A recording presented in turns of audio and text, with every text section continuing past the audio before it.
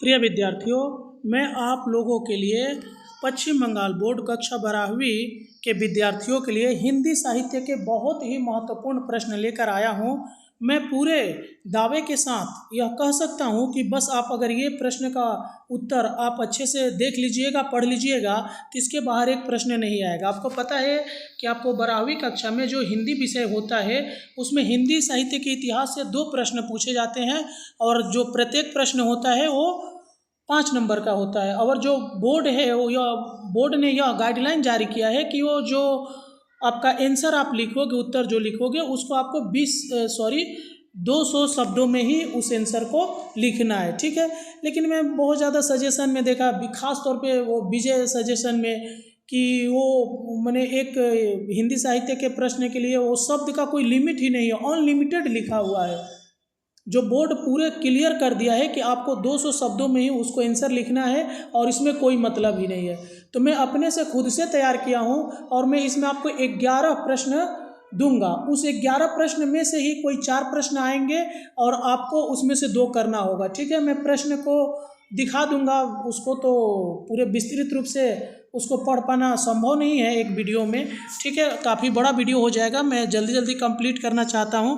और इसके बाद मैं आप लोगों के लिए और भी हिंदी के विस्तृत प्रश्नों को लेकर आऊँगा। यदि आपको इसका PDF चाहिए किसी भी सब्जेक्ट का, तो आप इस वीडियो के डिस्क्रिप्शन में मेरा व्हाट्सअप नंबर दिया गया है, वहाँ से जुड़कर कुछ टर्म्स एंड कंडीशन पर आपको PDF जरूर प्रोवाइड किया जाएगा। तो चलिए हमारा पहला प्रश्न देख लीजिए, और मैंने to the point answer ready किया हूँ, ये सबसे अच्छी बात है, ठीक है। आप मिलाकर देख लीजिएगा, बहुत ही आसान भाषा है। वीडियो को लाइक करिए, कमेंट करके बताइए कि आप पश्चिम बंगाल के किस जिला से मेरे इस वीडियो को देख रहे हैं।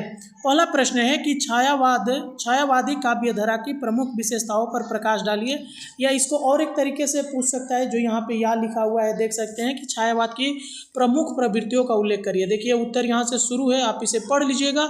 एक बार पढ़ने से ही आपको क्या हो जाएगा, ये याद हो जाएगा। देखिए ये कंप्लीट हो गया, कितने अच्छे से 200 शब्दों में मैंने इसको कंप्लीट किया हो। दूसरा प्रश्न है द्विवेदी युग इन काव्य की प्रवृत्तियों को संक्षेप में लिखिए। ये आप देख लीजिए ऐसे, ठीक है, ये उसका उत्तर देख लीजिए। और इसके बाद आप देख सकते हैं 3 नंबर प्रश्न जो है, प्रगतिवादी कवि दिनकर की साहित्यिक विशेषताओं का वर्णन कीजिए। ये 3 नंबर का, देखिए कितने एकदम टू द पॉइंट मैंने आंसर रेडी किया हूँ। ऐसा आंसर आपको सजेशन में नहीं मिलेगा, मैं पूरे गारंटी के साथ बोल सकता हूँ। टिप्पणी लिखने के लिए आ सकता है, तो महादेवी वर्मा के ऊपर टिप्पणी देता है कोई 2 के ऊपर, तो लगभग 100 शब्दों में लिखना होगा, तब जाके 200 शब्द हो जाएगा 2 का। भारतेंदु हरिश्चंद्र के ऊपर अगर टिप्पणी आ जाए तो आप इसको ऐसे लिख सकते हैं। खड़ी बोली हिंदी के ऊपर अगर टिप्पणी आ जाए तो आप इसको लिख सकते हैं, ठीक है, टू द पॉइंट।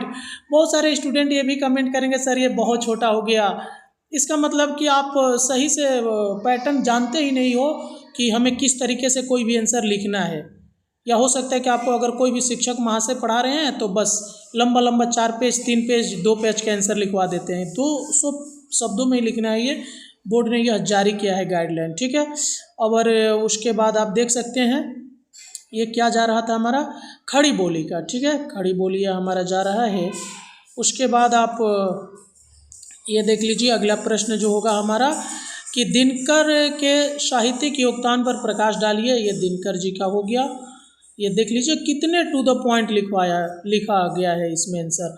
उसके बाद 6 नंबर निराला के साहित्यिक योगदान पर प्रकाश डालिए। ये भी आप देख लीजिए, बहुत ही आसान भाषा में इसको लिखा गया है, आप बस एक बार पढ़िएगा आपको पूरी तरह से याद हो जाएगा। उसके बाद प्रगतिवाद की सामान्य प्रवृत्तियों का उल्लेख कीजिए। देख सकते हैं इसका आंसर कितना ही सटीक है। उसके बाद प्रयोगवादी कवि अज्ञे के अवदानों का उल्लेख कीजिए, ठीक है, ये भी बहुत इम्पोर्टेंट है। देखिए कंप्लीट हो गया। अगला कि अज्ञे की काव्यगत विशेषताओं का वर्णन कीजिए। 9 नंबर क्वेश्चन रहा हमारा, ठीक है, ये देख लीजिए। उसके बाद ये आपका 10 नंबर कि मैथिली शरण गुप्त के साहित्यिक योगदान पर प्रकाश डालिए। बस एक बार आपको पढ़ने की ज़रूरत है, अगर नहीं याद हो गया ना तो आप बोल देना कि सर आप बेकार का एकदम बनाए हो तो यादें नहीं हो रहा है, बहुत बड़ा है। नहीं, टू द पॉइंट मैंने इसको रेडी किया हूँ। और अंतिम क्वेश्चन है कि हिंदी भाषा के विकास एवं उत्कर्ष के क्षेत्र में द्विवेदी युग के योगदान को स्पष्ट कीजिए, ठीक है, इसको आप लोग देख लीजिए बस एक बार में याद हो जाएगा, 10 नंबर आपके पॉकेट में होगा, कोई 2 प्रश्न आराम से आ जाएगा। तो चलिए यहीं पर हमारा वीडियो खत्म होता है, मिलते हैं किसी और वीडियो में, तब तक के लिए जय हिंद।